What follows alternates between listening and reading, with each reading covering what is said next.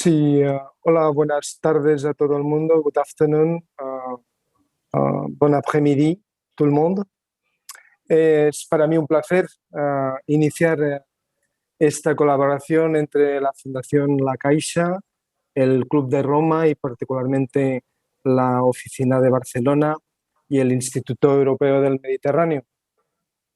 Y agradecer la buena disposición y el buen hacer de estas tres instituciones para tener un compromiso continuado en el tiempo del ciclo, en relación al ciclo que iniciamos hoy y que tendrá como eje vertebrador la agenda, por un lado, la Agenda 2030 y por otro, la perspectiva mediterránea que tiene, como decía antes, una vocación de continuidad no tan solo en este ciclo, sino en ediciones posteriores.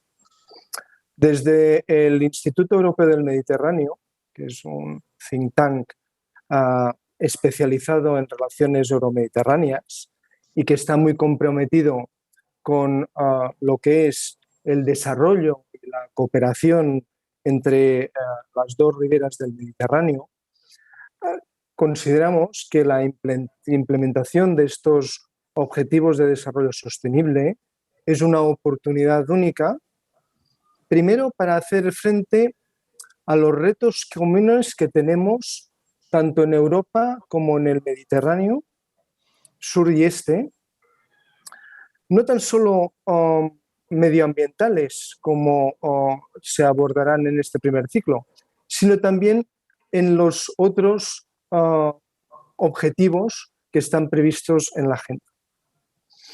También la Agenda 2030 nos da un marco de colaboración importante, o sea, relevante, entre iguales, y esto yo creo que hay que remarcarlo porque por primera vez se establece unos objetivos que se han de cumplir tanto por parte del norte como por parte del sur, y que en este sentido lo que permite el tener obligaciones en ambas partes, en ambas riberas, lo que permite es poder hablar un mismo lenguaje y por tanto favorecer y facilitar la colaboración.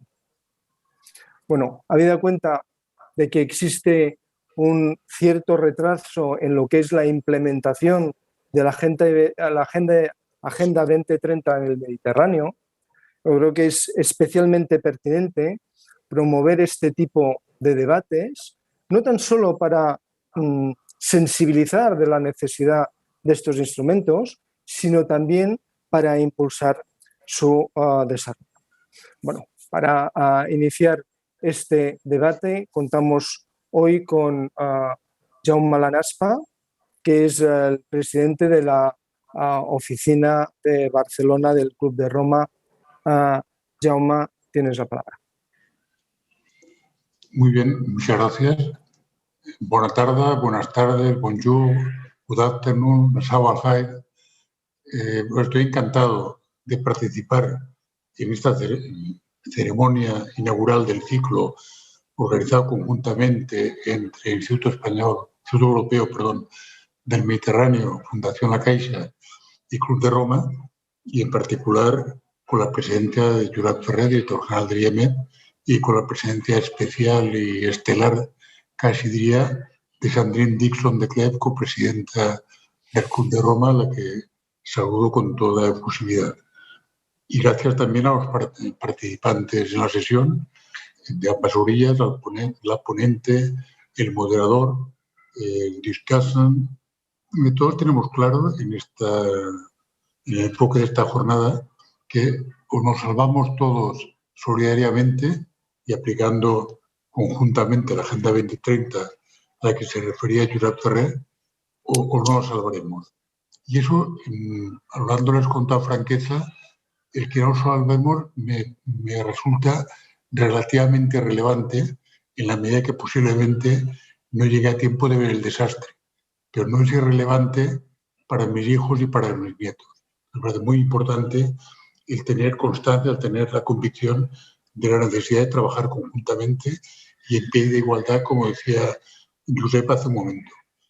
Y otra constatación relevante es que, en mi opinión, la gran mayoría de los ciudadanos mediterráneos compartimos varias cosas. En primer lugar, cierto sentimiento de pertenencia.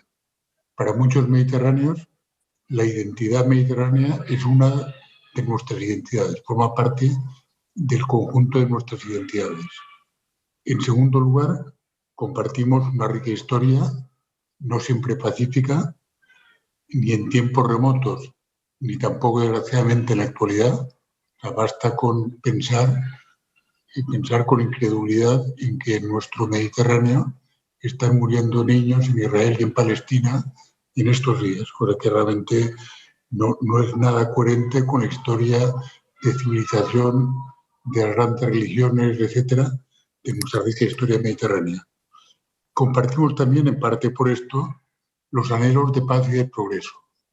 Los mediterráneos somos personas pacíficas, a pesar de los incidentes que estamos viviendo, y compartimos también, y con esto centro el tema más importante, quizá la convicción acerca de nuestro destino común. Esta convicción probablemente no existía hace unos años y en este momento mi impresión personal es que ha ido emergiendo con fuerza y somos muy conscientes de que nuestro destino común en ambas orillas del Mediterráneo estará condicionado por los efectos del cambio climático, con especial incidencia en esta zona en términos de equidad, de sostenibilidad e incluso de supervivencia digna.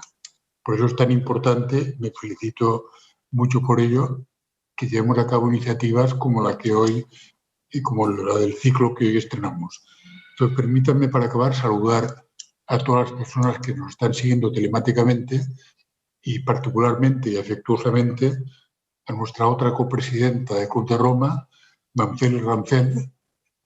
Y si me permiten, y esto es una pequeña pausa publicitaria, el Club de Roma Internacional tiene varias peculiaridades. Una, un modelo de gobernanza de presidencia compartida. Es una organización internacional que desde hace ya unos años comparte presidencia. Segundo, en nuestro caso, la presidencia la ostentan dos mujeres, dos personas valiosas, además de dos continentes diferentes. Esto hace que realmente el Club de Roma pueda tener probablemente una sensibilidad especial hacia los grandes retos de la humanidad. Muchas gracias. Muchas gracias, Jaume. Thanks, Jaume. We have the honor to count in this welcoming. Gracias, Jaume, por estas palabras. Me uno al agradecimiento por la participación de Sandrine Dixon de Clef, a quien cedo la palabra. Muchísimas gracias. Y muchísimas gracias a todos y todas por haberme invitado. Y también por esas preciosas palabras que acaba de expresar el señor Laraspa.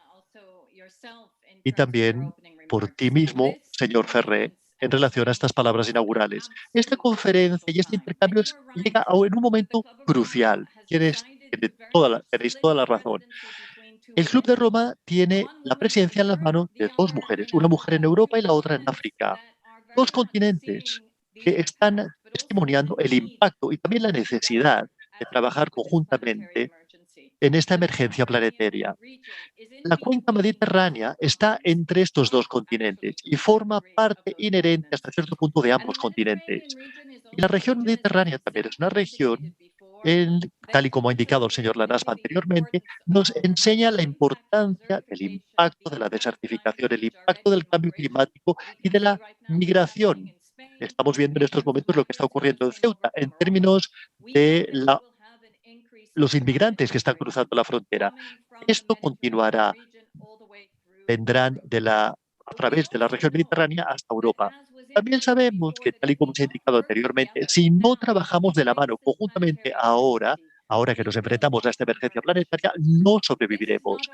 Y esto no solamente es parte de la Agenda 2030, esto es lo que llamamos una década de acción. Esta década de acción que nos llama para trabajar en algunos sectores clave, de manera que podamos cambiar el impacto y el potencial de mitigación que representa el cambio climático. Podemos empezar a desinvestir. Y esto lo hemos estado viendo ya, como España ha hecho una magnífica declaración. Hoy, de hecho, Teresa Rivero, vuestra ministra del Medio Ambiente, acaba de ser entrevistada sobre su trabajo para intentar cambiar y hacer transitar a España en la región mediterránea hacia una economía de bajas emisiones de carbono. Y esto forma parte de la conversación que tenemos que mantener en toda la región, porque nuestra dependencia también en la energía de origen fósil está muy relacionada con esto. Pero también tenemos el impacto sobre nuestros océanos, los impactos sobre nuestra tierra, los impactos sobre nuestros océanos. Tantas negociaciones se han hecho en relación a los caladeros y la pesca, por ejemplo, la manera en que podemos proteger nuestros océanos. Pero también se puede decir lo mismo en relación a nuestro uso de la tierra, cómo, digamos, podemos asegurarnos que tenemos unos almacenes de carbono necesarios en nuestras regiones más agrícolas. La belleza de toda esta iniciativa es que estamos trabajando conjuntamente como ciudadanos euromediterráneos y como gobiernos euromediterráneos, pero también los gobiernos mediterráneos, a la hora de tratar los temas clave del cambio climático. Y también recordemos los temas clave que a menudo también están conectados a la geopolítica. No podemos desenmarañar o separar estos temas en relación al conflicto del agua. No podremos quizás desenmarañar también o separar algunas de las tensiones geopolíticas entre Europa y la región mediterránea a menos que analicemos los flujos migratorios y el impacto que el cambio climático tiene sobre los flujos migratorios. Todas estas cuestiones clave son fundamentales y mientras más trabajemos conjuntamente para relajar la tensión y para hablar de soluciones de manera positiva, para hablar de un intercambio de conocimientos y para asegurar que trabajemos conjuntamente de manera que ayudemos a la región mediterránea a unirse a Europa en este camino hacia lo que nosotros llamamos un trato o una transacción o un acuerdo verde europeo. Quisiera acabar mi intervención con algunos pensamientos. Es fundamental, a medida que nos acercamos a todas las grandes mesas de negociación, antes hemos tenido los G7.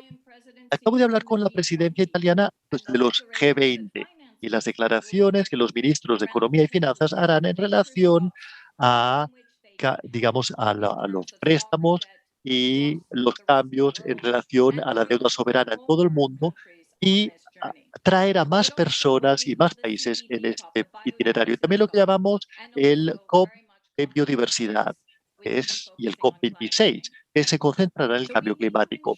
Por lo tanto, tenemos que asegurarnos de que cuando mantengamos nuestras discusiones y debates, cuando podamos entender dónde podemos encontrar soluciones para la región mediterránea, también tenemos que convencer a nuestros gobiernos que ellos se están enfrentando a estas enormes negociaciones sobre cuáles son las soluciones clave y realizar algunas declaraciones firmes de manera que podamos emerger de esta emergencia exitosamente. Nos enfrentamos a un plan de emergencia climática hace 3 años y ahora nos hemos enfrentado al COVID y simplemente nos hemos dado cuenta que decarbonizando la economía a través de una economía regenerativa, de hecho podremos aportar mayor bienestar en todo el globo terráqueo y en todas las regiones del planeta. Utilicemos este estudio clave y esta aproximación en la zona mediterránea para que digamos, podemos colaborar mejor juntos para mejorar la situación de la cuenca mediterránea a medida que superemos esta infección de la COVID-19. Gracias. Estoy encantada de estar aquí. Es muy importante este debate que vais a mantener y tengo muchas ganas de volver a veros en las próximas ediciones. Gracias. Gracias, Sandrine, por estas palabras sabias, muy interesantes.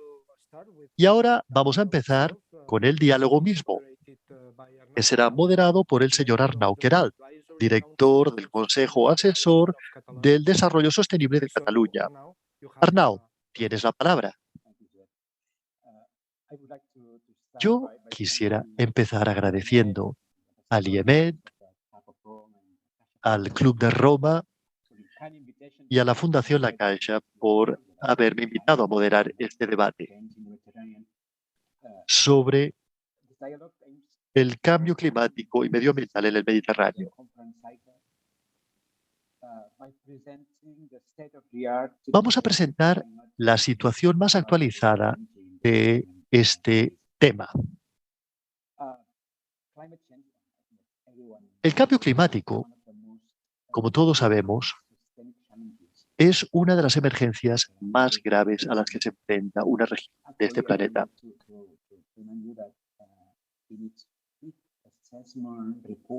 De hecho, se considera nuestra región mediterránea como una de las más afectadas a nivel mundial por esta emergencia climática.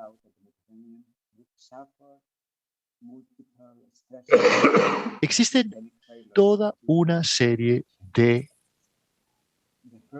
condicionantes que así lo determinan. La región mediterránea, que es mi tierra,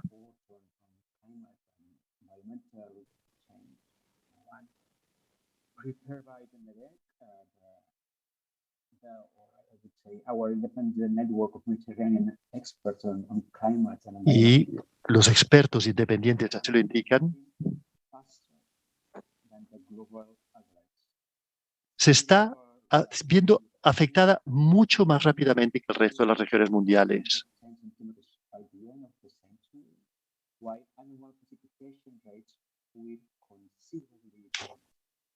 Y esta región es particularmente vulnerable. El cambio climático, conjuntamente con otras zonas, plantean un reto muy grande en relación al bienestar humano en ambas orillas de la cuenca, especialmente a la seguridad alimentaria. A mí me gustaría indicar que tanto la señora Sherif como el señor Graves deberían tratar las políticas que deben seguir nuestros gobiernos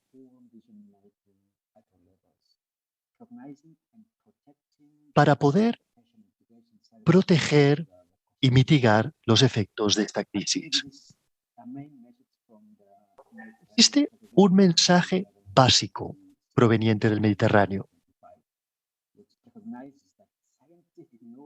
que reconoce que el conocimiento científico no está siendo suficientemente utilizado para el proceso de toma de decisiones y se tiene que actualizar y consolidar los distintos conocimientos que se han desarrollado sobre el tema para hacer este conocimiento accesible a las personas responsables de la política para poder facilitar la apropiación de este conocimiento por parte de estas personas con capacidad de toma de decisión. La señora Sherif y el señor Graves desarrollarán el tema del alcance de los desafíos a los que nos enfrentamos con este cambio medioambiental y climático en el Mediterráneo. Pero quisiera enfatizar que ellos representan dos papeles del ENMEC. Uno representa a la comunidad y el otro representa a las personas que trabajan en la creación de un entorno y unas condiciones necesarias para la transmisión adecuada del conocimiento científico a las personas que tienen capacidad de toma de decisión. Por lo tanto, tenemos a dos personas de lujo en el debate de hoy y estoy convencido de que iluminarán con sus mensajes claros y especialmente con algunas recomendaciones para la acción. Por lo tanto, permítanme presentarles muy brevemente. Como ya he dicho, tenemos a la señora Semia Sherif, que es una profesora en el Institut Derrière des Sciences Appliquées de Túnez.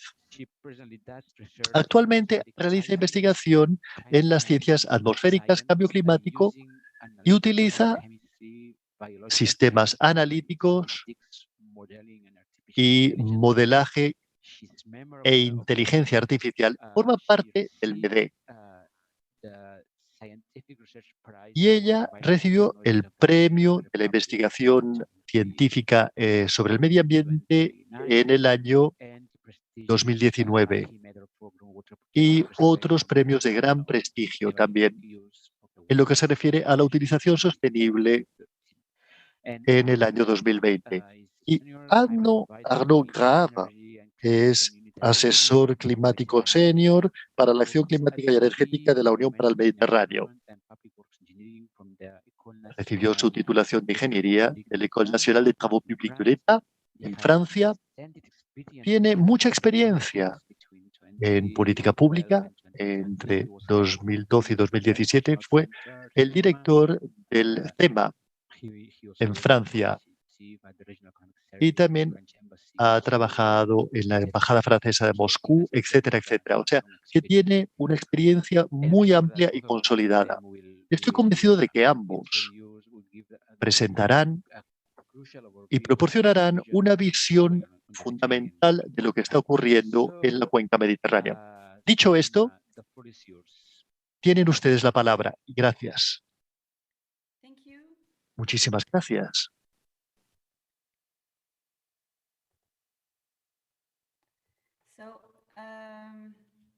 Bien, no sé si pueden ustedes ver la pantalla, pueden ustedes ver mis diapositivas con pantalla plena, ¿verdad? ¿Pueden ustedes verlo con la pantalla plena? No, todavía no tiene usted la pantalla plena. Es casi plena, pero no lo es del todo. A ver, no sé cómo hacerlo. A la derecha, tiene usted que apretar un botón a la derecha. A veces funciona y a veces no. Perhaps in the right side, perhaps the third, you know that there is a... I will do it another time. Bueno, eso lo haré en otro momento entonces. Sorry. Lo siento, me disculpo. Don't worry. No se preocupe, Take your time. tómese su tiempo, no hay ninguna prisa.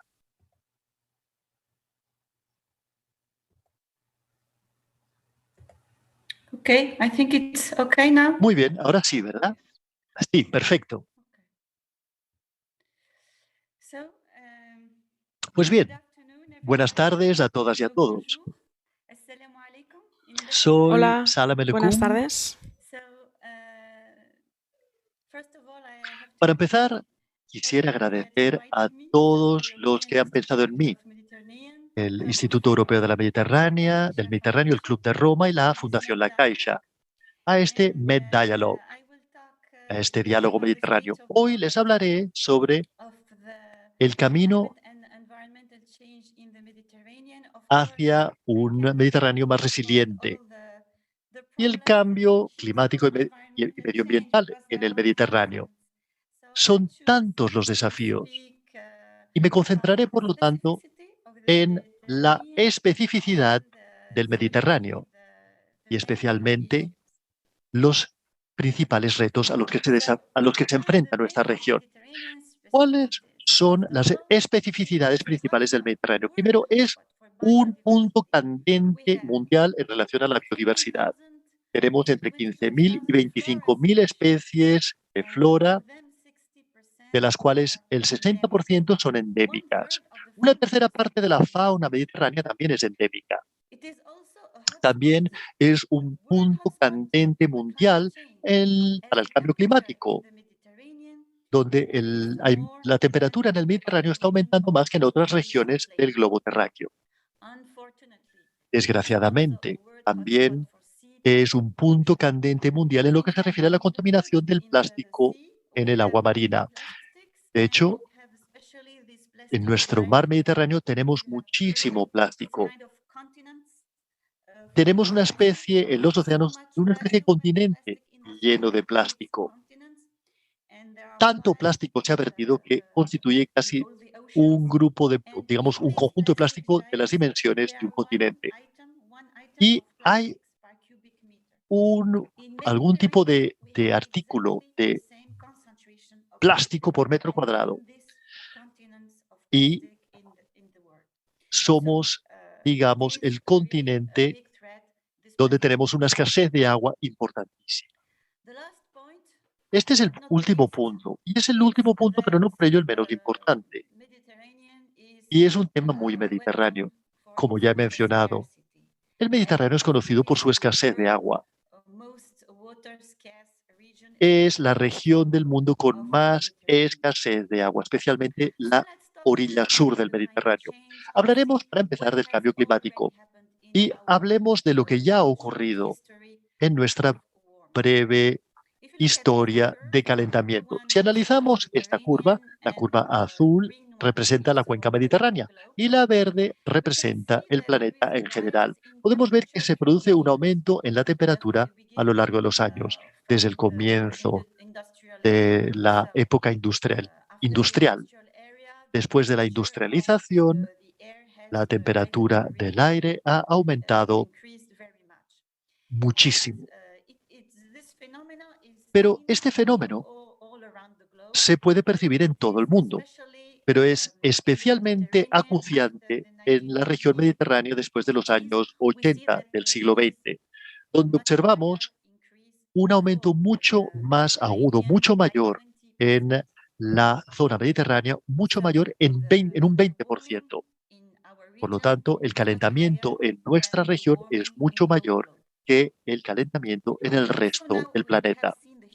Pues bien, ahora que hemos visto el historial, intentemos hacer algunas predicciones. Si vemos la parte izquierda de esta gráfica, tenemos la historia, la curva negra. Y a la derecha tenemos dos líneas, dos curvas, que son las predicciones del aumento de la temperatura en un futuro. Tenemos dos tipos de predicciones. Una predicción que sería con un escenario bajo y un escenario alto. El escenario bajo predice un 1,5 grados de aumento de la temperatura y el escenario alto indica unos 5 grados de temperatura, unos 5 grados de aumento de la temperatura. ¿Cuál es la diferencia entre el escenario bajo y alto? Se dividen por la concentración de gases de efecto invernadero. ¿Qué es un gas de efecto invernadero? Pues bien, ese gas de efecto invernadero son aquellos gases responsables por el cambio climático. O sea que si estamos reduciendo nuestro consumo, reducimos nuestra combustión en el tráfico, la industria, etcétera, y reducimos nuestra utilización de combustibles de origen fósil, carbón, etcétera, si lo reducimos, tendríamos un escenario de concentración de gases de efecto invernadero bajo. Pero si continuamos el modelo actual, que es lo que ya estamos haciendo, tendríamos un escenario de concentración elevada de gases de efecto invernadero. Y esto implicaría un aumento en 5 grados de la temperatura promedio. Este cambio climático y este cambio medioambiental afecta los factores esenciales necesarios para la vida humana. A veces tenemos tendencia a olvidarnos de lo que son. Es el aire que respiramos, el agua que bebemos, los alimentos que consumimos y el hogar en el que vivimos. A ver, primero, si hablamos de las zonas costeras, si analizamos el escenario medio sería el escenario en el que reducimos nuestras emisiones de gases de invernadero, pero no completamente. En este caso, tendríamos en el año 2050 un aumento de 1 metro en el nivel del mar. Todas las regiones costeras del Mediterráneo se verían inundadas, anegadas de agua si tuviesen una altura de 1 metro. todas las zonas costeras se verían inundadas. Aquí tenemos algunos ejemplos en Italia.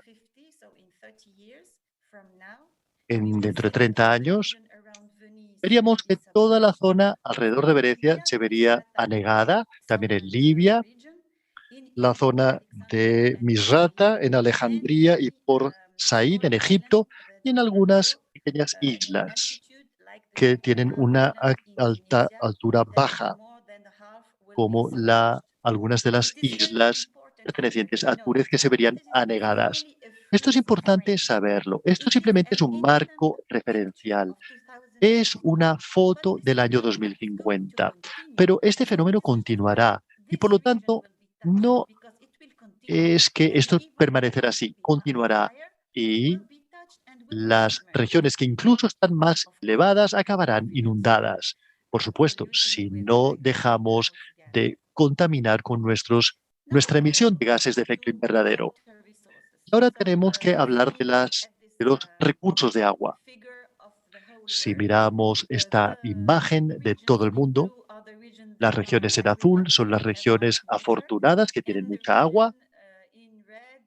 La zona en rojo, y mientras más roja es la zona, mayor es la escasez de agua. Y vemos que estas zonas se están concentradas en la parte sur del Mediterráneo. Por lo tanto, está muy claro que se trata de una zona muy vulnerable con gran escasez de agua, ya desde el año 2013. Pues bien, ¿a qué agua nos estamos refiriendo? Estamos hablando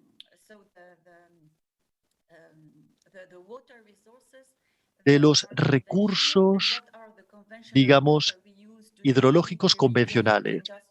Digamos, el agua de boca, el agua que utilizamos para beber, el agua para las fábricas, el agua que está sobre la superficie y el agua que está debajo de la superficie. Agua que viene de ríos, lagos, etc. Aquí he escogido un ejemplo de la zona Gasdam, digamos, del depósito que tenemos en Túnez. En relación a lo que ya está ocurriendo y lo que podría ocurrir en relación a la evaporación y este cambio climático. La zona naranja y roja a la derecha son escenarios en los que la evaporación representará un 3% de lo que representa actualmente. Entre 2008 y 2013 fue un 6%. Y si esta evaporación ocurre, tendríamos una, digamos, desaparición totalmente del agua antes del final del siglo. Y si tenemos un aumento de temperatura, es decir, un aumento de la evaporación, la reducción podría ser incluso peor. Esto es simplemente un ejemplo de una represa, porque tenemos que entenderlo. Esta evaporación se está produciendo en toda la superficie de agua de todo el mundo y especialmente en el Mediterráneo, donde tenemos un aumento mayor de la temperatura. Y podemos ver que vamos a tener una reducción del agua de superficie. ¿Qué vamos a decir del agua freática? Aquí tenemos dos imágenes. Aquí tenemos el nivel del mar normal a la derecha y a la izquierda tenemos un pozo que está bombeando agua potable, que es el agua de color azul claro. El agua salina que está por debajo está representada bajo el mar, de manera que el pozo está bombeando agua dulce. Pero si el nivel del mar aumenta, el agua marina que está por debajo entrará aún más bajo tierra y este pozo que anteriormente bombeaba agua dulce acabará bombeando agua salada. Este fenómeno ya se puede ver cuando tenemos una sobreexplotación de estos pozos, pero con el aumento del agua, digamos del nivel del mar, este problema aumentará. El agua freática también se verá afectada por una enorme contaminación debido a la contaminación química. Ya tenemos una reducción de los acuíferos, incluso un agotamiento de los acuíferos por una sobreexplotación, y si la temperatura aumenta y el nivel del mar aumenta, este problema será todavía más acuciante. Y tenemos que recordar que en el Mediterráneo entre el 70 y el 80% del agua es utilizada para fines agrícolas. Y esta sobreexplotación de los acuíferos no es un fenómeno local o un fenómeno menor, sino que se tiene que tomar muy en serio y ya ha conducido a un agotamiento de muchos pozos. Y veremos en un futuro cómo los pozos costeros se verán cada vez más salinizados. Bien, ahora hablemos de la cantidad, digamos la reducción del agua de superficie y del agua subterránea. Pero la calidad del agua también está en situación de riesgo debido a la contaminación química por los pesticidas, los metales pesados, nutrientes, los antibióticos, el pH y muchos disruptores endocrinos. Estos disruptores endocrinos son contaminantes que pueden cambiar la bioreacción química de nuestros cuerpos porque actúan como hormonas, incluso a niveles de concentración muy bajos. También tenemos la contaminación física, como los microplásticos que ya he mencionado y que vertimos en el mar, y podemos tener decenas de microplásticos que se entran en nuestros cuerpos y llevan consigo otros contaminantes. Y que podemos tener también nanomateriales que vienen de la electrónica. Y también podemos acabar consumiendo nanomateriales en nuestros alimentos y en productos industriales como la pasta de dientes y otros materiales que son infinitamente pequeños y pueden entrar en nuestros cerebros y corazones e interferir con las reacciones químicas de nuestros cuerpos. También tenemos la contaminación biológica a través de virus de coliformes fecales, protozoos, virus de distintas formas y gusanos parasíticos en las aguas residuales. Y también la salinización a la cual ya me he referido anteriormente. Así pues, hemos hecho un breve repaso de la situación actual. Y hemos tenido una prueba a plena escala con el confinamiento de la COVID-19. Hemos visto una reducción del NO2, principalmente, cuyo origen es la combustión de combustibles de origen fósil, y la restricción. Esto fue gracias a la restricción del tráfico de superficie y el cierre de industrias no esenciales. Y, por supuesto, también hemos reducido la contaminación del agua de superficie y subterránea y una reducción del ruido. Bueno, esto solo duró unos meses y es difícil ponerlo en la escala de lo que ya se ha hecho y de lo que ocurre después de muchos años de contaminación masiva. Así pues, ahora vamos a hablar de las amenazas en lo que se refiere a la alimentación. La región mediterránea representa el 60% de la área del mundo en la que se cultiva el trigo durum. Por supuesto, muchos países mediterráneos comen trigo cada día en forma de pan, pasta o cuscús. O sea que se trata de un alimento básico en el Mediterráneo. En la última imagen, que está en amarillo, podemos ver que tenemos dos espigas de trigo. La más pequeña es la que se cultivó sin irrigación durante 5 días. En solo 5 días, el no tener agua ha tenido este efecto sobre la espiga de trigo. A la derecha, en la imagen de la derecha, observamos otro fenómeno debido justamente al mismo estrés, es decir, a esta falta de agua durante 5 días. Aquí se han perdido granos. Bien, ahora hablaremos de las sequías, pero también podemos hablar de otras características, porque claro, la sequía y el aumento de temperatura no es lo mismo. Todo está interrelacionado, pero tenemos el problema de la temperatura como común denominador. Por cada aumento de 1 grado centígrado tenemos un 7,5% de reducción en la productividad del trigo.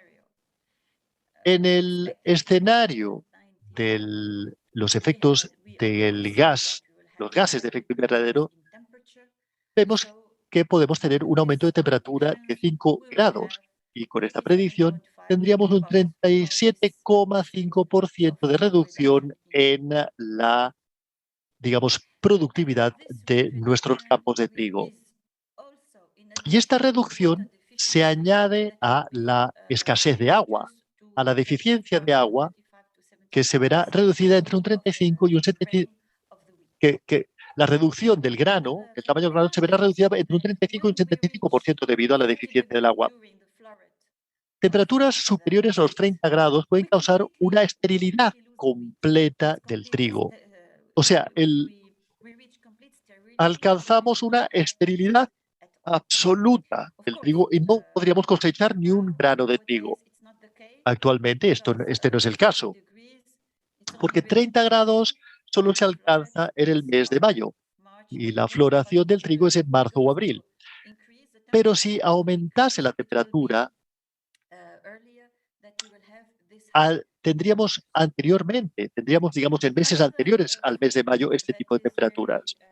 Otro alimento muy común en la zona mediterránea es el pescado.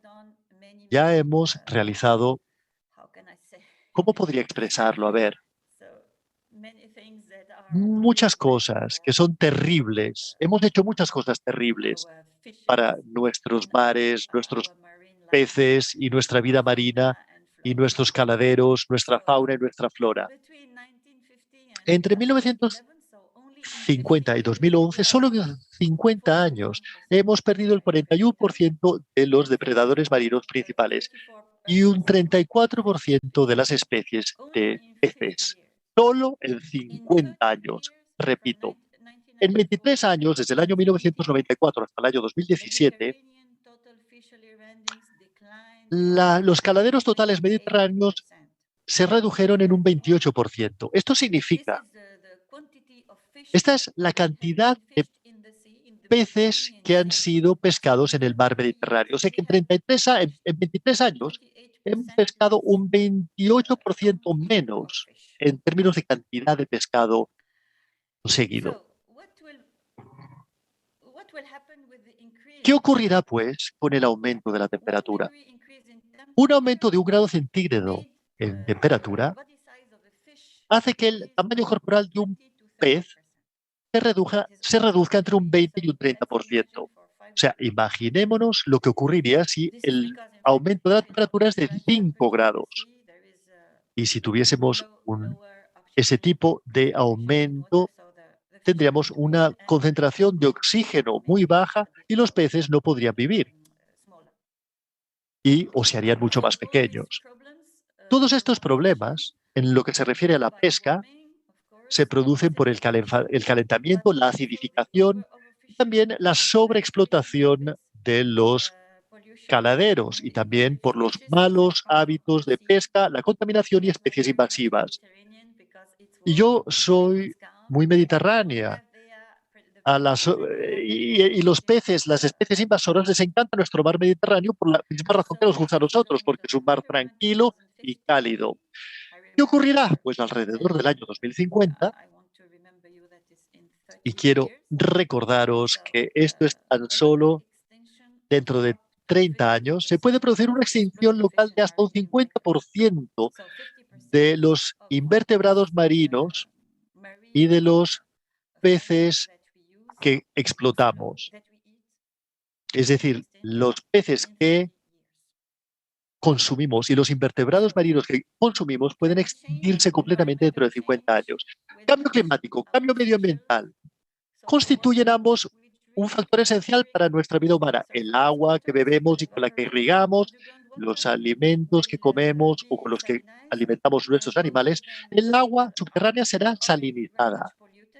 Muchas aguas freáticas ya están contaminadas, grandes extensiones de capas freáticas ya están contaminadas, los alimentos nos faltarán porque el tamaño de los animales será más pequeño y gran parte de nuestras zonas costeras quedarán anegadas. Bueno, no acabo con una nota demasiado positiva. Espero que hayan disfrutado de mi presentación y les agradezco a todos su atención. Me gustaría decir que si quisieran más detalles, me lo pueden pedir. Los pueden encontrar en nuestra web, donde pueden también encontrar el informe de 2.600 páginas con muchísimos detalles sobre el cambio climático y medioambiental. Y también allí encontrarán un resumen para aquellas personas que no quieran leer este informe completo. Y les invito a visitar la web y saber más sobre este tema. Muchísimas gracias por su atención. Gracias, gracias. Semia, un gran aplauso virtual para usted. Muchísimas gracias por esta excelente presentación.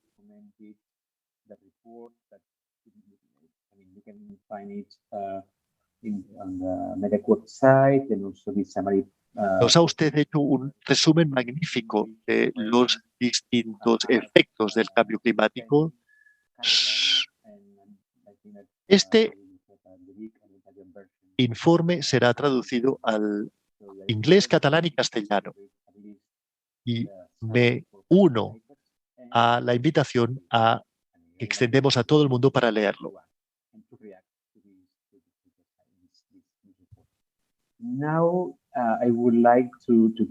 Ahora quisiera darle la palabra a Arnaud Cave, que hará un comentario sobre la ponencia magistral que nos ha hecho Semia.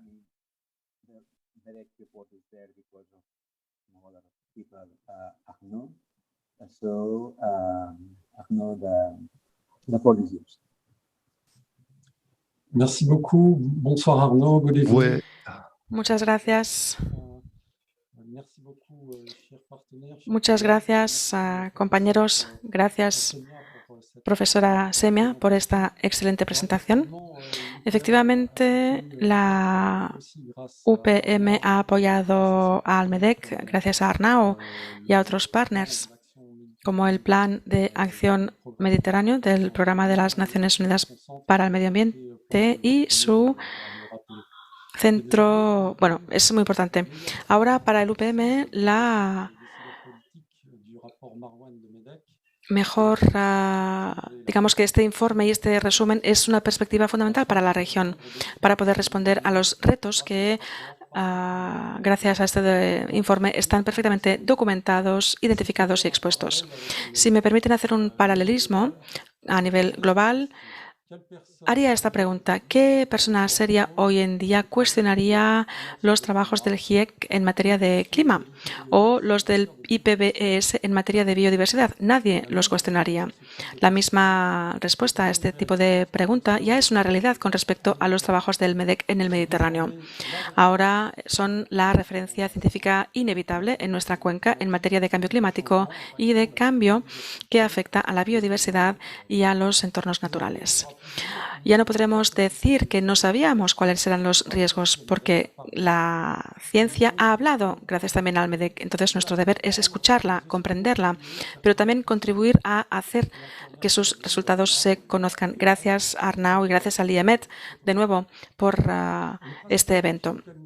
El principal reto al que nos vemos enfrentados hoy es asegurarnos de que las recomendaciones científicas se entienden bien, se integran perfectamente de la mejor forma posible en las diferentes diferentes políticas correspondientes para actuar de manera razonada sobre todos los sectores afectados lo antes posible y con una voluntad de ser eficientes desde el punto de vista económico y financiero.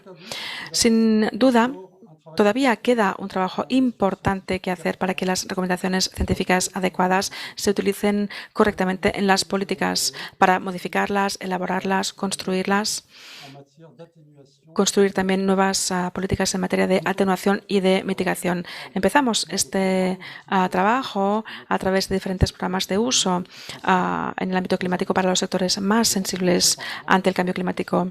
Hemos empezado con la Organización Meteorológica Mundial o con el programa europeo Copérnicus. Otro reto es el de la unidad a nivel global para reconocer la emergencia también a nivel mediterráneo, como ha sido reconocida para otras regiones y otros países, como los pequeños estados insulares. El tiempo es urgente, los medios son limitados, aunque hay un cierto movimiento de fondo que ya ha empezado, pero los medios utilizados todavía no están a la altura de los retos. Debemos intentar obtener el máximo de beneficios posibles. Inversiones en infraestructuras son muy importantes. También tenemos que formar, informar, invertir en la educación y en la investigación. Debemos utilizar totalmente los términos del Acuerdo de París. Es una de las mejores maneras de avanzar, porque todos los presentes en este Acuerdo de París tienen que hacerlo vivir y prosperar en toda la región. Es un marco de cooperación norte-sur excelente y ofrece herramientas extraordinarias de desarrollo para los países del sur de la región. En realidad, estamos empezando ahora a darnos cuenta de todos los beneficios posibles que ofrece este acuerdo. Y la próxima década, de 2020 a 2030, deberá ver cómo se desarrollan estas herramientas. Primero, la revisión de las contribuciones determinadas a nivel nacional, los CDNs o NDC en inglés, este año antes de la COP26. Esto será un hito importante. Un ejemplo solo. En Líbano hay una crisis muy profunda, pero el Líbano es uno de los primeros países que ha presentado su revisión de los CDNs porque son conscientes de que en un contexto tan difícil son una oportunidad extraordinaria para dar un nuevo marco de inversiones que sea climático compatible. Así pues, los CDNs ya abordan y deben abordar los numerosos objetivos del desarrollo sostenible y no solo el de la acción climática. La revisión que se debe hacer de aquí hasta 2030 para los ODS será una oportunidad crucial. Los CDNs deberán, de forma cada vez más estructurada, mostrar los co-beneficios múltiples con todos los objetivos del desarrollo sostenible. Entonces, la cooperación entre los países del sur con un apoyo del norte para reforzar la capacidad de los países del sur, también garantizar las transferencias tecnológicas, también reforzar las capacidades y tendremos que garantizar que los compromisos económicos de los países del norte se cumplen. Estos son temas que deberemos seguir muy de cerca en esta década. Finalmente, y ahora me alejo un poco de este marco de 2030, pero hay que recordarlo, en cuanto sea posible deberemos también abandonar el uso de las energías fósiles. Aunque empiezan a haber cambios de enfoques con respecto a las emisiones a cero, la comunidad internacional lo ha reconocido para reducir los daños y garantizar la habitabilidad en las regiones hipersensibles al calentamiento. En el Mediterráneo debemos hacer todo lo posible para no superar el 1,5 grados de calentamiento a nivel global. Y el cero neto deberá alcanzarse a mitades del siglo si queremos cumplir este objetivo. El Mediterráneo necesita que esto sea una perspectiva global, pero también viceversa. El mundo necesitará que este objetivo del cero neto a mitades de siglo se alcance. Este año tendremos varias ocasiones de transmitir estos mensajes gracias a reuniones regionales importantes para la UPM y también en la región. región a nivel global con la cumbre IUCN de Marsella y después la COP26 en Glasgow. Entonces esperamos poder aportar una contribución importante como hicimos en el cuarto foro regional de la UPM cuando fuimos capaces de dar por primera vez al MEDEC un lugar importante. Y ello fue una nueva base para un nuevo diálogo. También abrió mucho el debate entre las ciencias, la política, la sociedad y tuvo un impacto mediático muy importante. En aquella ocasión tuvimos más de 1000 citas en todas las lenguas, así que hubo muchísima difusión mediática. Ahora, algunos ejemplos concretos de acciones y de iniciativas de éxito. Pero, bueno, también voy a empezar citando al MEDEC. Ahora, no con respecto al informe Marouane y otros que se han producido, sino para citar el espíritu de cooperación que prevale y que va a prevalecer también en el futuro dentro del comité científico, porque es una red muy sólida la que se ha construido gracias a su voluntarismo más allá de todas las fronteras y también con todo el impacto que ha tenido con el exterior, con el diálogo político, con los responsables técnicos en los diferentes ministerios, con los medios de comunicación y la sociedad civil. En esta ocasión debo señalar que, por la propuesta del secretario general de la Unión por el Mediterráneo, la red MEDEC se ha declarado ganadora del Premio Nord-Sur 2020 del Consejo de Europa, un premio muy prestigioso porque entre los ganadores anteriores figuran el señor Kofi Annan, la señora Simone Veil, su excelencia el príncipe Aga Khan, su majestad la reina Rania Al Abdullah. La ceremonia oficial de entrega de este premio se producirá este año, así pues tendremos la ocasión de tener un poco más de información en los próximos meses. Otro resultado, esta vez más indirecto, del trabajo del MEDEC es el hecho de que el sector elegido para el próximo programa de investigación de la Unión Europea en la región está relacionado con el cambio climático, las energías renovables y la salud. Este éxito hoy ofrece una perspectiva importante de varios años de investigación, de innovación en la región. También apoyamos otras iniciativas basadas en los estudios de la UPM, por ejemplo, la acción climática, para responder también a las expectativas del Acuerdo de París. Un primer trabajo mostró que los proyectos de adaptación están poco financiados en la región.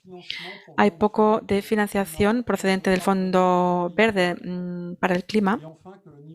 Y también hemos visto que en el nivel local los territorios siguen siendo los parientes pobres y siguen sufriendo muchos problemas de acceso a la financiación. Con respecto a estos diferentes retos, la UPM ha desarrollado muchos enfoques para intentar responder a ellos. Gracias al trabajo de estas plataformas, gracias a la labelización por parte de la UPM, por primera vez de un proyecto financiado por la Unión Europea, el proyecto ClimaMed, y también a través de diferentes acuerdos de cooperación. Entre estos acuerdos, por cierto, me gustaría señalar el acuerdo de cooperación con R20, la red R20, Fundación Región para la Acción Climática, que ha dado unos primeros resultados con sus partners, sobre todo la Unión Internacional de la Conservación para la Naturaleza, el Banco BNP Paribas, el fondo Pegasus Capital Advisors. R20 ha desarrollado un dossier complejo global que ha sido aprobado por el Fondo Verde por el Clima a finales del año 2020. Gracias al apoyo de la UPM, 7 países miembros de la región participan. Sobre esta base, ahora vamos a apoyar la preparación de un segundo dossier centrado en la región y complementario al anterior.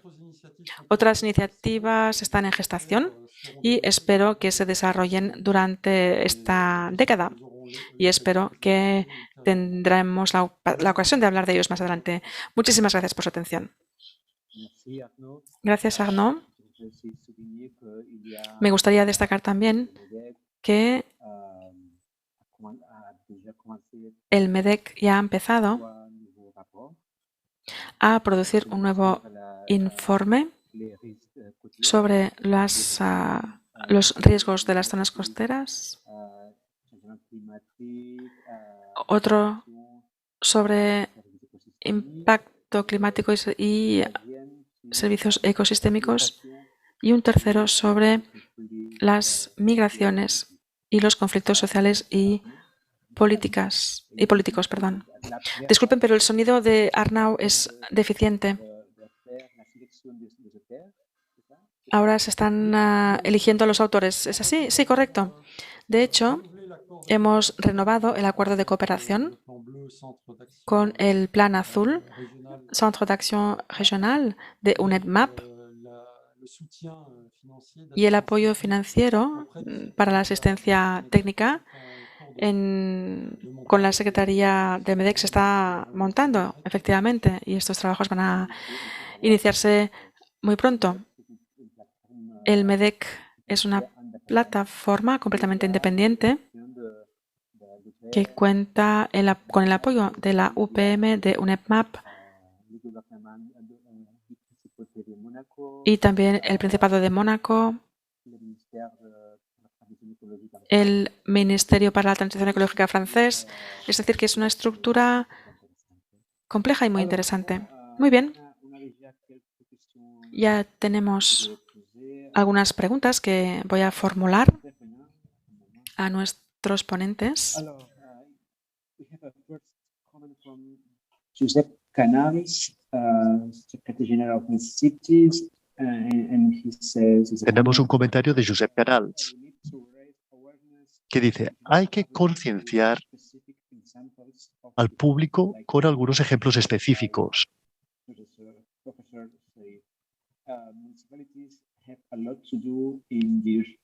Las comunidades tienen mucho que ver.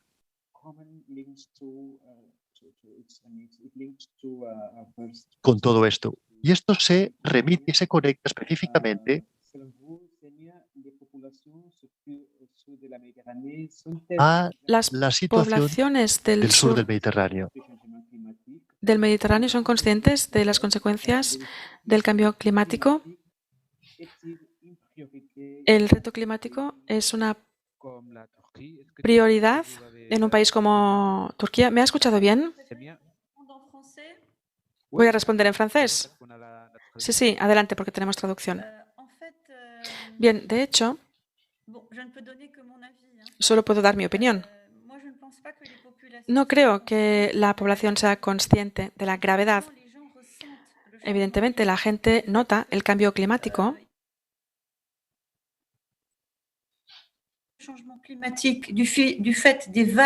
porque, por ejemplo, debido a las olas de calor y debido a las olas de inundaciones, la gente lo nota, pero aparte de esto, no creo que lo noten mucho más.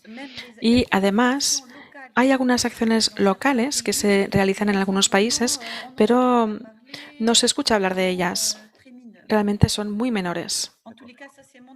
En cualquier caso, es mi opinión personal. Muy bien, tenemos ahora otra pregunta. Tenemos otra pregunta, que voy a formular la voy a en hacer en inglés. Creo que es para los dos. ¿Han medido los costes humanos y sociales del cambio climático en el Mediterráneo? Si esto no es revertido, ¿cuáles serán los efectos? Es una pregunta formulada tanto para Semia como para Arnaud. Bueno, yo voy a responder y luego supongo que Arnaud podrá decir también su opinión. Es algo muy difícil de medir.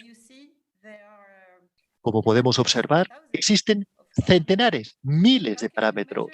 ¿Cómo podemos medir el efecto de la evaporación, por ejemplo, sobre los alimentos y luego extrapolarlo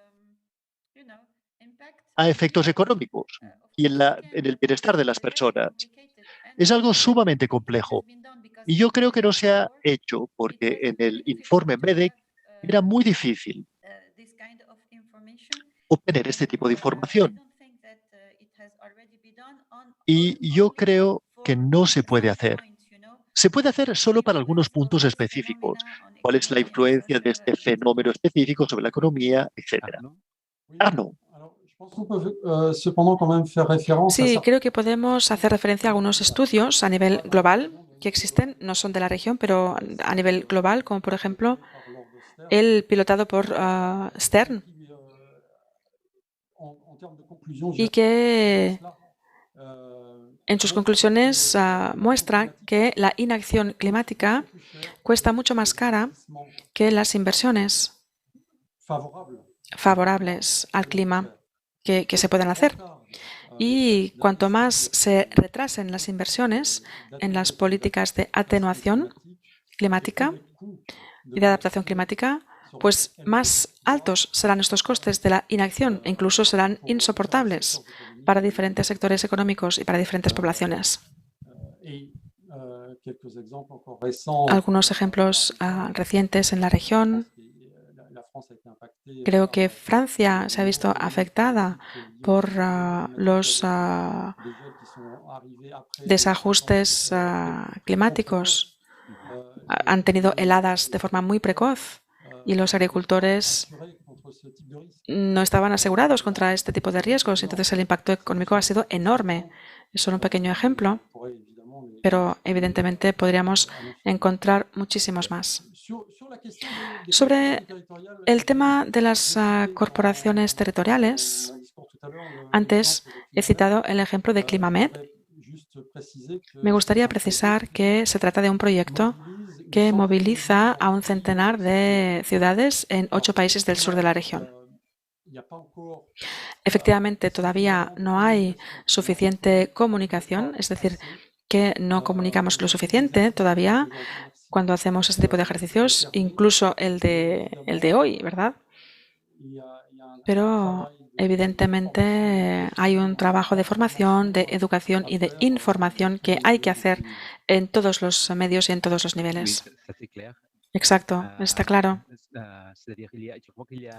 Creo que es necesario explicar muy bien a la población los impactos del cambio climático, porque siempre hablamos de la adaptación, de que necesitamos infraestructuras, de la adaptación de los sectores económicos, pero también está la adaptación de la población. Es decir, que la sociedad sea capaz de gestionar los impactos sociales y psicológicos del cambio climático, porque también habrá estos impactos. Hemos mencionado la palabra adaptación y tenemos una pequeña pregunta del público sobre la adaptación justamente. Es para los dos. En inglés. ¿Las políticas actuales son adecuadas para alcanzar las ODS en el año 2030? ¿Las políticas de mitigación no deberían ser establecidas como prioridades en los próximos años? Es una gran pregunta. No sé si quieren que se la repita o si ya la han entendido. Porque se me ha dicho que tengo problemas con el micrófono. ¿Puedo repetir la pregunta? No hace falta. Arnaud, ¿tú la has entendido la pregunta? Sí, sí. Sí. Voy a seguir articulando. Yo continuaría, digamos, desglosando lo que comentaba antes antes en mi discurso. Sí. Es lo que se está preparando en el marco de las CDNs sobre el campo de la atenuación, todas las medidas de políticas de eficacia energética, de desarrollo de las energías renovables, son medidas favorables para la lucha contra el cambio climático. Y, por ejemplo, se ha presentado un documento más ambicioso en el marco de la preparación de la COP26. También podríamos citar el ejemplo de España, que acaba de presentar un plan con horizontes y perspectivas también muy ambiciosas en materia de atenuación. Entonces, con respecto a la cuestión de la adaptación, y quizás también, bueno, diría que la adaptación está menos madura que la de la atenuación, pero podemos citar el ejemplo de la nueva estrategia de la Unión Europea en materia de adaptación, que también cubre una parte del Mediterráneo.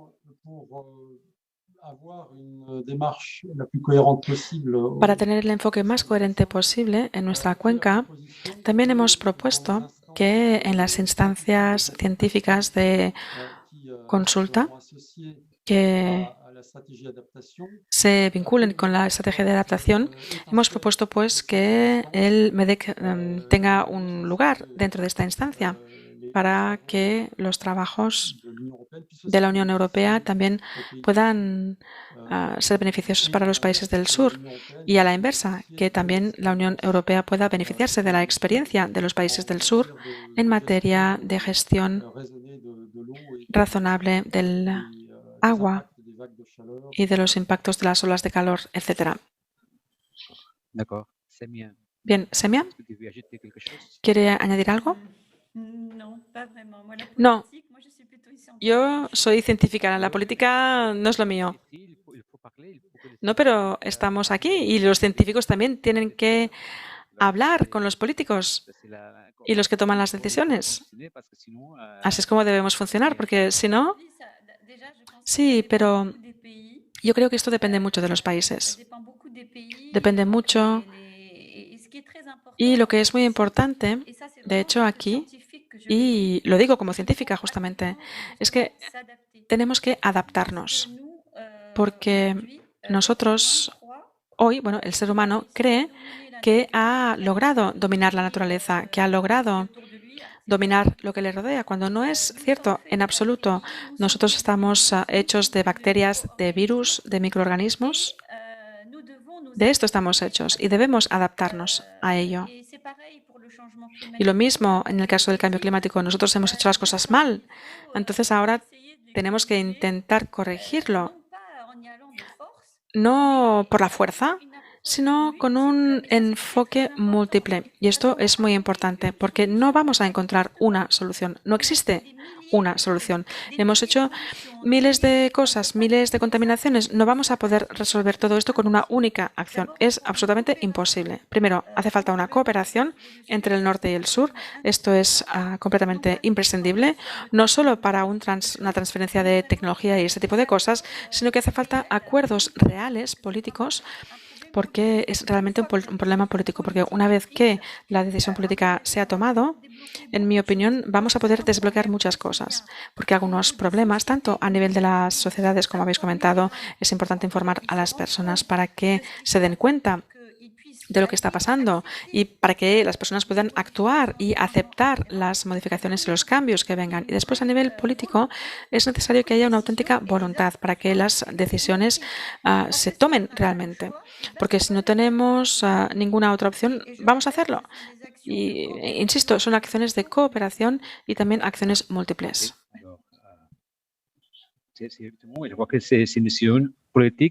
Sí, creo que es una cuestión política, pero también es una cuestión social, como consumidores, etcétera. Tenemos una pregunta sobre la COVID-19.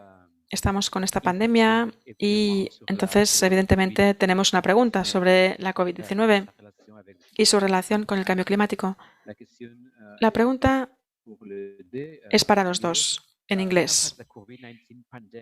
¿Cómo ha afectado la pandemia de la COVID-19 en términos de cambio climático la zona mediterránea? La COVID-19 ha bloqueado algunos de los esfuerzos realizados en relación al cambio climático. ¿Qué responderían ustedes a esta pregunta? ¿La puedes repetir, por favor? Sí. La segunda es, la COVID-19 ha obstaculizado la ejecución de la ODS número 13, es decir, la acción climática o las acciones relativas al cambio climático. Yo acabo de mencionar este problema en mi respuesta anterior sobre la acción política. De hecho, no lo he mencionado suficientemente en mi intervención. A ver, el confinamiento no puede demostrar realmente que haya habido un impacto sobre la contaminación, porque cuando el confinamiento acabó, lo que hemos tenido es un efecto boomerang. Es decir, se produjo todavía más contaminación que antes del confinamiento.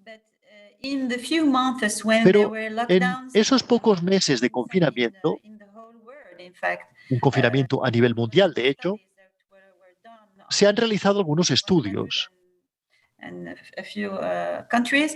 100 y pico países.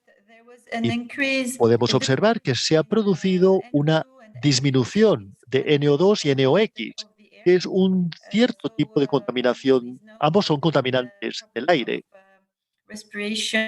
Y esto, por supuesto, tiene un efecto sobre problemas de cáncer de pulmón y respiración, problemas respiratorios. Y también hemos visto una disminución, por ejemplo, en otros factores que causan, por ejemplo, el agujero de ozono. En otros casos, las observaciones son más claras. Tenemos agua más limpias, aguas costeras más limpias. Hemos hecho algunos estudios y algunos análisis y se produjo una reducción de los contaminantes en el agua marina, en las capas freáticas y también el agua potable en superficie. Y yo creo que esto es debido sencillamente a que la contaminación industrial se redujo drásticamente durante el periodo de confinamiento. Las fábricas se cerraron y no podían continuar contaminando. Asimismo, como ya he dicho, he hablado de una reducción de la contaminación sonora, porque claro, no hay tráfico, no hay industrias y por lo tanto los principales generadores de ruido se cerraron. Arnaud. Sí, gracias. Efectivamente, todos hemos observado diferentes consecuencias coyunturales, un poco positivas, podemos decir, sobre el medio ambiente, pero las infraestructuras no han cambiado en el fondo. Entonces, los fundamentales económicos relativos a las consecuencias de la actividad económica sobre el cambio climático no han cambiado. En cambio, el fuerte impacto de la COVID-19 en materia de la concienciación con respecto a las relaciones entre la naturaleza y el medio ambiente y el ser humano y las consecuencias dramáticas que se pueden producir. Creo que esta concienciación ha sido muy importante. Y creo que es esto, sobre todo, hemos aprendido algunas lecciones muy importantes para comprender mejor cómo se puede utilizar, entre comillas, este impacto para insistir más y reconstruir mejor la economía. Creo que podemos utilizar los planes de recuperación y hacerlos lo más verdes posible. Creo que la población es consciente de que seguir explotando los recursos naturales tal y como hacíamos hasta ahora no es sostenible. Crisis como esta, pandemias o estos impactos provocados por las crisis medioambientales, pues tienen unos efectos catastróficos. Entonces creo que la principal lección está relacionada con la toma de conciencia, con la concienciación de que necesitamos construir unos planes de recuperación que sean lo más verde posible y no volver a caer en los errores que se cometieron después de la crisis de 2008, en la que se produjeron unos rebotes de las emisiones de gases de efecto invernadero muy grandes. Las proyecciones de la Agencia Internacional de Energía eran alarmantes hace unas semanas, las publicaron, pero con lo que anunció ayer la Agencia Internacional, esta misma Agencia Internacional de Energía, sobre sus consejos en materia de cese de las inversiones en las energías fósiles, para mí es una casi revolución en el mundo de la energía, porque tenemos que recordar que la AIE, que es el brazo armado de la OCDE en materia de energía,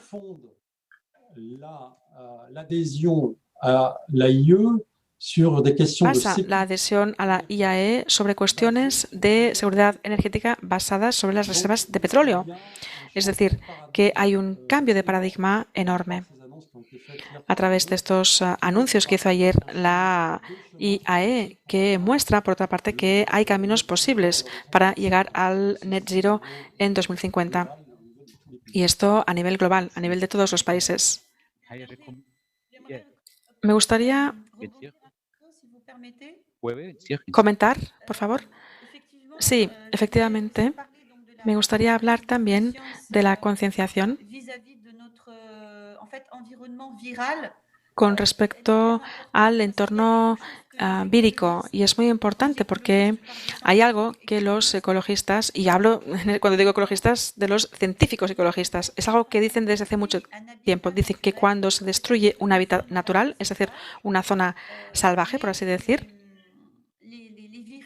los virus y las enfermedades, las diferentes enfermedades que antes atacaban a los animales salvajes, pueden atacar a los animales domésticos. Y esto es lo que ha pasado en varios países recientemente. No hablo de la COVID-19 ahora, sino que estoy hablando de lo que ha pasado hace unos años, donde hubo en algunos países epidemias de enfermedades graves transmitidas por animales domésticos que procedían de animales salvajes que habían perdido su hábitat natural y que entonces, en lugar de transmitir las enfermedades a animales salvajes, las transmitieron a animales domésticos y así pues también al hombre. Y quería solo abrir este paréntesis. Sí, creo que la COVID nos ha llevado a ser conscientes de todo este. En Europa tenemos el Pacto Verde Europeo, que también va a ser utilizado para intentar gestionar las consecuencias de la COVID.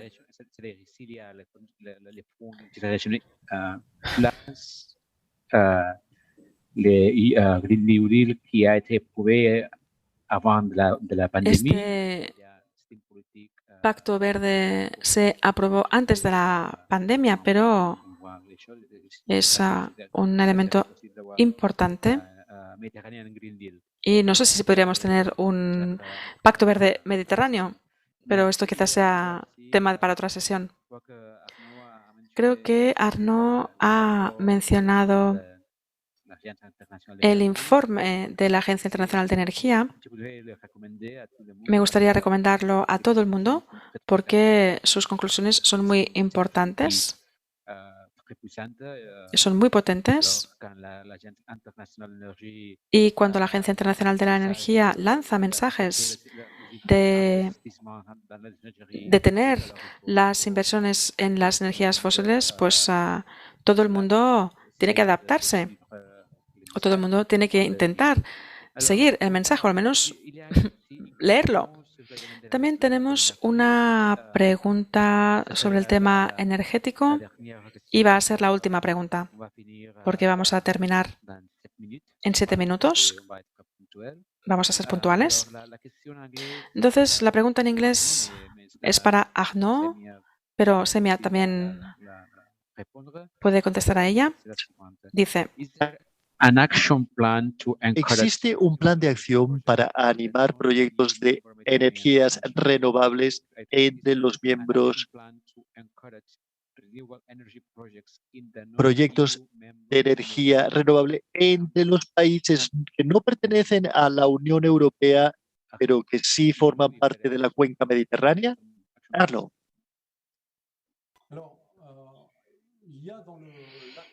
En el acto fundador de la Unión por el Mediterráneo, en un anexo del documento fundador, un proyecto, un programa más concretamente, que se llamaba Plan Solar Mediterráneo, cuyo objetivo era desarrollar un máximo de energías renovables en el conjunto de la cuenca. Hoy, este plan no se ha realizado. Sin embargo, los trabajos que se llevaron a cabo a principios de los años 2010 han permitido lanzar varias plataformas de cooperación en el ámbito de la energía en el seno de la UPM, en particular en materia de eficacia energética, de energías renovables de conexiones o interconexiones eléctricas y también en materia de gas. Ahora también cito el gas, pero con estas nuevas perspectivas de desarrollo de las nuevas fuentes de energía de gas, como por ejemplo el hidrógeno verde. Entonces, no tenemos que limitarnos cuando hablamos de las redes de gas a los gases fósiles. Evidentemente, tenemos que ver más lejos. Entonces, este plan que se concebió hace 10 años, quizás de una forma demasiado top-down, para utilizar esta expresión inglesa, ha generado la creación de estas plataformas en diferentes sectores, diferentes plataformas que cooperan, que se desarrollan, y en el marco de la Declaración Ministerial del 2016 se dijo, van a seguir y van a estar presentes en el marco de una nueva declaración que a priori se va a aprobar a mediados de junio en Portugal, en el marco de una reunión ministerial de ministros de energía de la UPM. Entonces, van a continuar sus trabajos y sus diferentes proyectos en este ámbito en los próximos años. Entonces, digamos que no es un plan o un esquema, un plan director, sino que ha dado lugar a una multitud de iniciativas y de proyectos que emergen con un enfoque más bottom-up, para utilizar esta expresión inglesa. Son proyectos que vienen de la base del terreno y que emergen allí donde las necesidades son más importantes. Y evidentemente, las fuentes de energías renovables solares que se encuentran en el sur son uno de los principales vectores de esta cooperación y de los proyectos que van emergiendo. Perfecto. ¿Semia? Sí, yo este problema de la energía no soy especialista, pero me he interesado un poco en él, porque no entendía cómo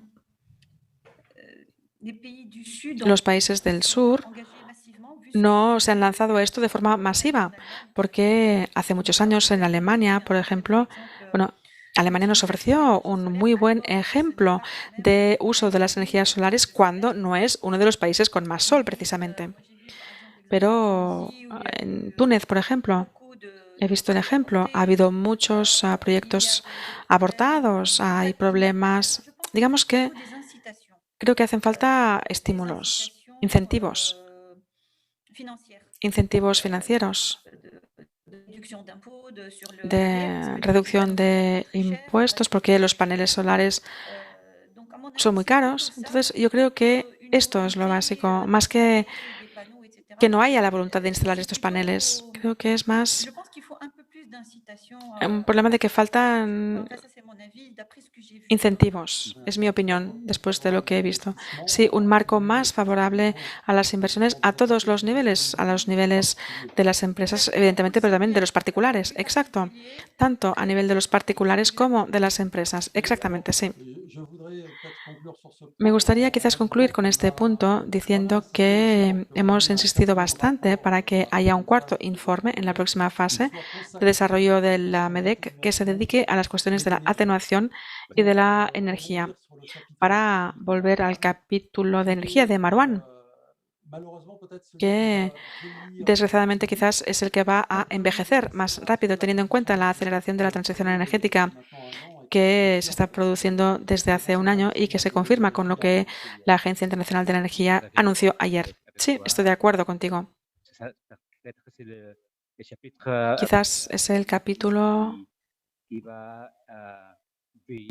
que va a envejecer, como has dicho, más rápidamente. Pero esto es muy importante. Si queréis saber más sobre la transición energética en el Mediterráneo, por favor, tomad nota de que el segundo diálogo de este ciclo se concentrará justamente en la energía. O sea que, Jaume, permíteme, por favor, que haga esta cuña publicitaria. Esto se hará el 16 de junio. O sea, por favor, apuntad todos esta fecha en vuestros calendarios. El 16 de junio del 2021 nos concentraremos en la aceleración de la eficacia energética en el Mediterráneo Sur y en el Mediterráneo Oriental. ¿Cuáles son los factores clave y los desafíos?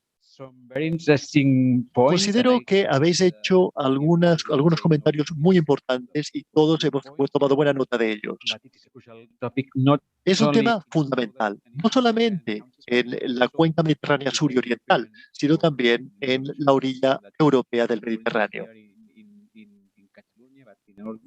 Y no solamente aquí en Cataluña, sino en el resto de Europa estamos acelerando este tema. Son las 7:30 en punto. Es la hora de cerrar oficialmente la sesión. Jaume y Josep, muchísimas gracias. Este ha sido un debate inicial, una sesión inicial para, de alguna manera, definir el escenario. Pero es evidente, ya sabíamos que estábamos de acuerdo, pero estamos más convencidos que nunca que el cambio climático es uno de los desafíos clave para los ecosistemas, para el medio ambiente y también para las economías y para las sociedades. Y esto es muy importante.